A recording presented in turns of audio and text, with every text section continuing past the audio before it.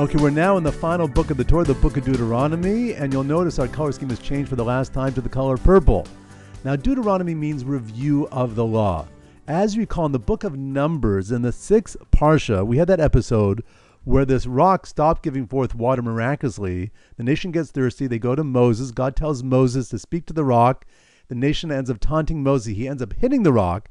And God tells him, because he failed to sanctify God in the eyes of the people, he's not going to be allowed to take the nation into the land of Israel.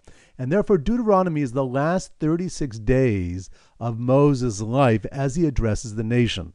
Just to get it clear, in the first Parsha, we're in the first day of the Jewish month Shavat, which typically falls out in February.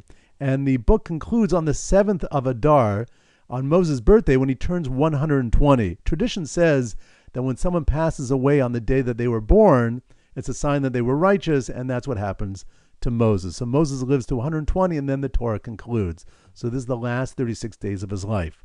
One other important difference between Deuteronomy and the rest of the Torah is in Deuteronomy, Moses is speaking directly to the nation. Meaning the other 4 books of the Torah, God is speaking through Moses, through his throat, to the nation. Here in Deuteronomy, God speaks to Moses, and then later Moses communicates to the nation, which is the way all other prophets communicated to the nation. And that's why Moses is now addressing the nation, and the book is written in the first person. So the book opens with Moses rebuking the nation, and then he reviews the initial conquest. Let's talk about the rebuke. He gathers everybody there so no one's missing, because if they were missing, they might be able to say later on, well, if I was there, I would have answered Moses' rebuke. There are 2 major areas of rebuke in this parsha. The first thing that Moses addresses is that the nation wanted to get the law from judges, not directly from Moses.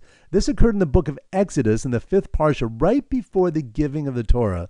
Moses' father-in-law, a man named Jethro, sees Moses sitting judging the nation as the nation stands in line waiting for the cases to be judged. And he tells Moses that this system is going to wear out the people, and they're going to wear out you too, Moses. We better have a more elaborate system where you have tiers of judges, and only the most difficult cases should be judged by you. So when the idea is suggested to the nation, they jump at the idea.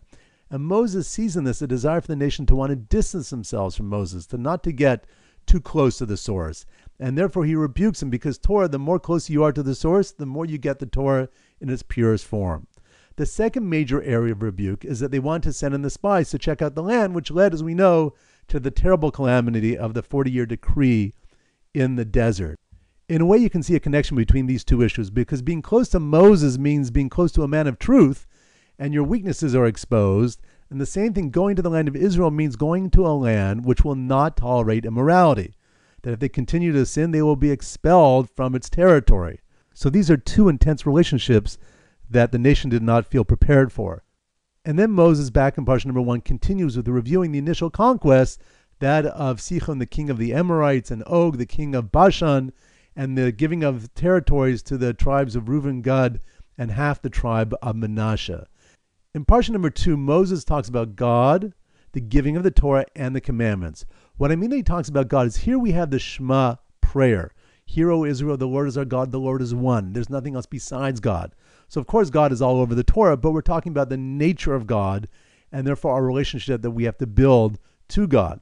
Then he reviews the giving the Torah that we had in the book of Exodus, back in Parshas 5 and 6. He reviews the events at Mount Sinai and how wondrous it was that we as a nation accepted the Torah sight unseen. And then he talks about the commandments, what the commandments of the Torah do for us, how the nations of the world look up to us as a wise nation when we keep the commandments and build a nation as God has designed. So it's God giving the Torah and the commandments. That's really the introduction to the book of Deuteronomy before we get into a major topic in the next 4 parshas. Okay, let's go over and do some review. Here it goes. Deuteronomy means review of the law that Moses is going to give to the people the last 36 days of his life. It begins on the first day of the Jewish month Shvat. It ends on the 7th of Adar, his birthday, when Moses turns 120 years. And it's Moses speaking directly to the nation. He begins with rebuking the nation and then reviews the initial conquest. The 2 major areas of rebuke are wanting to get the law from the judges instead of from Moses directly, and then sending in the spies to check out the land, which led to the decree of 40 years in the desert. The second parsha deals with God, meaning the nature of God, and the Shema prayer, the first paragraph of the Shema prayer, the giving of the Torah at Mount Sinai, and the commandments, why we keep them, and how the nations of the world look up to us when we do.